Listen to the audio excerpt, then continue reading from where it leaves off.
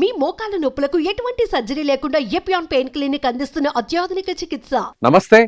కూటమి ప్రభుత్వంలో పవన్ కళ్యాణ్, చంద్రబాబు నాయుడు ఇద్దరు చాలా తెలివిగా ముందుకు వెళ్తున్నారు. ఇద్దరు కూడా చాలా చాకచక్యంగా పనిచేస్తున్నారు. ముఖ్యంగా పవన్ కళ్యాణ్ ఉన్నటువంటి ఎమోషనల్, అంటే ఆయన ఎక్కడైనా కూడా ఎమోషనల్ గా స్పీచ్ ఉంటుంది. ఎక్కడైనా కూడా ఆయన స్టెప్స్ అన్ని కూడా చాలా డేరింగ్ అండ్ డాషింగ్ గా ఉంటాయి. ఇప్పుడు దాన్నే సద్వినియోగం చేసుకుంటుంది కూటమి ప్రభుత్వం. ముఖ్యంగా చంద్రబాబు నాయుడు, పవన్ కళ్యాణ్ ఇద్దరు కలయిక ఇప్పుడు ఈ కాంబినేషన్ సూపర్ హిట్ అనే చెప్పాలి. ఎందుకంటే చంద్రబాబు గారి ఆలోచన, పవన్ కళ్యాణ్ గారి దూకుడు నేరుగా, అంటే ఈ రెండింటిని కూడా సమన్వయంతో ముందుకు తీసుకెళ్తుంది. అది ఎలా అంటే ఒక చిన్న ఎగ్జాంపుల్ మీకు చెప్తాను.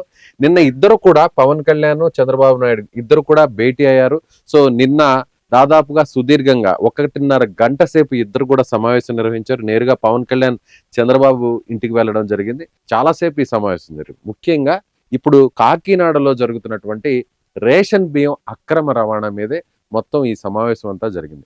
అంటే ఎందుకంటే పవన్ కళ్యాణ్ ఆల్రెడీ కాకినాడకి వెళ్ళడం, అక్కడ పోర్టులో ఆయన హల్చల్ చేశారు. అక్కడ అధికారులతో సహా ఆయన నేరుగా ఆకస్మికంగా తనిఖీ చేశారు. ఎక్కడైతే పట్టుబడినటువంటి బియ్యం ఆ నౌకుంది, ఆ షిప్ నేరుగా ఆ షిప్లోకి వెళ్ళడం జరిగింది. షిప్ దగ్గరికి వెళ్ళడం జరిగింది.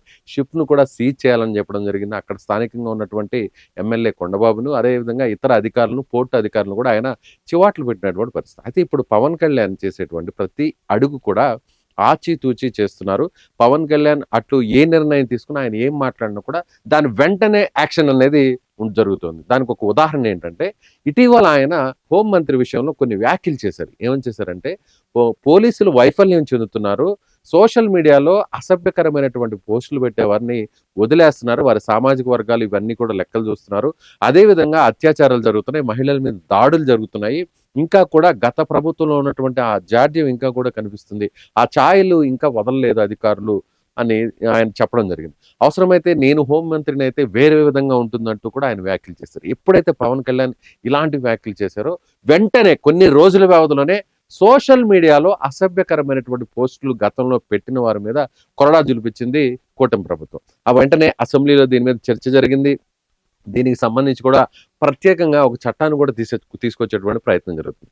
ముఖ్యంగా సోషల్ మీడియాలో ఇలాంటి అసభ్యకరమైనటువంటి పోస్టులు, వ్యాఖ్యలు చేసే వారికి పీడీ యాక్ట్ కింద కేసులు నమోదు చేసే విధంగా కూడా చట్ట సవరణ అయితే జరుగుతుంది. సో పవన్ కళ్యాణ్ అటు రంగంలోకి దిగడం, ఆయన ఏదైతే కొంత కాంట్రవర్సీగా, వివాదాస్పదంగా, దూకుడుగా, ఆవేశంగా నేరుగా పవన్ కళ్యాణ్ ఎక్కడైతే మాట్లాడతారో, ఎక్కడైతే స్టెప్స్ వేస్తారో ఆ అడుగులకి తగ్గట్టుగా ప్రభుత్వం వెంటనే దాని వెనక వేరే నిర్ణయం తీసుకుంటూ వచ్చింది. ఇదే సోషల్ మీడియాలో ఆల్రెడీ చాలా మంది మీద కేసులు నమోదయ్యాయి. చాలా మంది గతంలో ఇష్టానుసారంగా వ్యవహరించినటువంటి సినీ ప్రముఖులు, సినీ ఆర్టిస్టులు, ఆ తర్వాత దర్శకులు, ఆ తర్వాత కొంతమంది వైసీపీకి అంటగాగినటువంటి కొంతమంది ఎవరైతే నాయకులు ఉంటారో, ఎవరైతే కార్యకర్తలు ఉంటారో, ఎవరైతే సోషల్ మీడియాలో విస్తృతంగా వాడుకునేటువంటి వారు ఉంటారు, వారందరి మీద కూడా కేసులు పెట్టడం, వారందరిని కూడా ఇటీవల కొంతమంది లోపల వేయడం కూడా జరిగింది.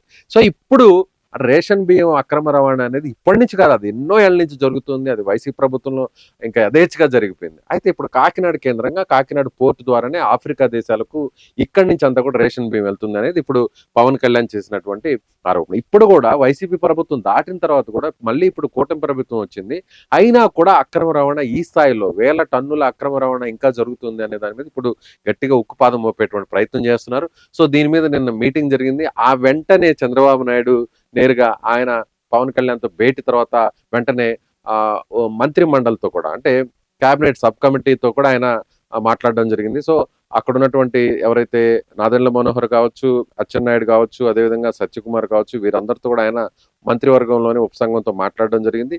ఆ తర్వాత వెంటనే అధికారులు ఎవరైతే సిఎస్ నీరబ్ కుమార్ ఉన్నారో, అదేవిధంగా డీజీపీ ద్వారకా తిరుమలరావు, అదేవిధంగా మహేష్ చంద్ర లడ్డా ఇంటెలిజెన్స్ హెడ్, వీళ్ళందరితో కూడా ఆయన వెంటనే భేటీ అవ్వడం జరిగింది. ముఖ్యంగా ఇక్కడ కాకినాడ ఎస్పీ గురించి చాలా తీవ్రమైనటువంటి చర్చ జరిగింది పవన్ కళ్యాణ్ ఆయన సమావేశంలో కూడా. కాకినాడ ఎస్పీ తాను ఆ రోజు పర్యటనకు వెళ్తున్న టైంలో ఆయన సెలవు మీద వెళ్ళిపోవడం ఏంటి, సో ఆయన్ని ఖచ్చితంగా బదిలీ చేయాలనేటువంటి డిమాండ్ కూడా అక్కడ రేజ్ చేసినట్టుగా తెలుస్తుంది. దీని మీద కూడా చంద్రబాబు ఒక 2-3 రోజుల్లో నిర్ణయం తీసుకుంటాం అనేటువంటి మాటను కూడా ఆయన చెప్పడం జరిగింది. ముఖ్యంగా దీని మీద ఉక్కు పాదం మోపే విధంగా, దీని వెనక ఎవరున్నా సరే, రాజకీయ నాయకులున్నా, అధికారులున్నా, ఎవరున్నా కూడా దీని మీద ఉక్కు పాదం మోపాలి అనే విధంగా కూడా దీనికి ఒక సపరేట్గా ఒక విచారణను కూడా, ఒక దర్యాప్తు సంస్థను కూడా ఏర్పాటు చేద్దాం దీని మీద అని కూడా ఇద్దరి మధ్య ఒక డిస్కషన్ నడిచింది. ఐపీఎస్ అధికారిని కాకినాడ పోర్టుకి సీఈఓగా నియమించాలి, అదేవిధంగా మెరైన్ పోలీసులకు దీని కోస్ట్ గార్డులకు లింకప్ చేసి, సో అక్కడ ఇక మీదట ఎలాంటి అక్రమ రవాణా జరగకుండా కూడా చూడాలి అని. ముఖ్యంగా పవన్ కళ్యాణ్ ఆయన సీజ్ ద షిప్ అనేటువంటి ఒక వ్యాఖ్యలు చేశారు. ఆ షిప్ ని సీజ్ చేయండి అని. దాని మీద రకరకాల చర్చలు నడిచాయి. అంటే రాష్ట్ర ప్రభుత్వానికి షిప్ ని సీజ్ చేసేటువంటి అధికారం లేదు, ఇక్కడ పోలీసులకు లేదు అని అంటే. ఎందుకంటే స్మగ్లింగ్ కిందకు వస్తే బియ్యం అక్రమ రవాణా అనేది అది స్మగ్లింగ్ కింద రాదు, అంటే పోర్ట్లో చేసేటువంటి స్మగ్లింగ్ కింద రాదు, కాబట్టి దాన్ని సీజ్ చేయలేము అనేటువంటి నిబంధనలు. దాని ప్రకారం ఏం చేశారంటే నిన్న ఏజీ ఆయన రంగంలోకి దిగడం జరిగింది. ప్రభుత్వం తరఫున కోర్టును ఆశ్రయించి కోర్టు ద్వారా ఆ షిప్ ని ఏ విధంగా అయితే ఎలా అయినా సరే సీజ్ చేయాలి అనే దాని మీద చాలా గట్టిగా ఉన్నారు.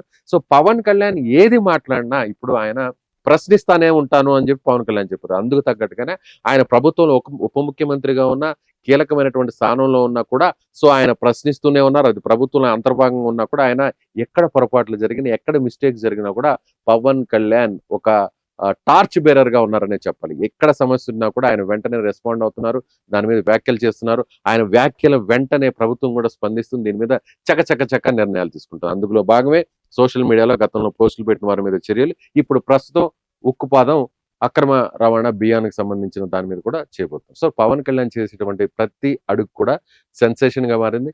ప్రభుత్వం అందుకు తగ్గట్టుగానే ఇమ్మీడియట్ గా అంటే నేరుగా ముఖ్యమంత్రి రంగంలోకి దిగారు, అధికారులతో మీటింగ్ పెట్టారు, మంత్రులతో మీటింగ్ పెట్టారు, అన్ని చక్క జరిగిపోయాయి. సో ఇక మీదట పవన్ కళ్యాణ్ చేసినటువంటి అక్రమ స్మగ్లింగ్ తాట తీస్తాను ఎవరైతే ఉన్నారో వారు వెనుకున్న వాళ్ళందరూ కూడా తాట తీస్తామని చెప్పారు. కాబట్టి దానికి తగ్గట్టుగా తదుపరి చర్యలు అయితే నడుస్తున్నాయని చెప్పాలి. సో మీరేమనుకుంటున్నారు? పవన్ కళ్యాణ్ చేసేటువంటి కామెంట్స్ కావచ్చు, ఆయన వేసేటువంటి అడుగులు కావచ్చు, ఇవన్నీ కూడా ఎలా ఉన్నాయి? అంటే ఒక పరిణితి చెందినటువంటి రాజకీయ నాయకుడుగానే పవన్ కళ్యాణ్ వ్యవహరిస్తున్నారా?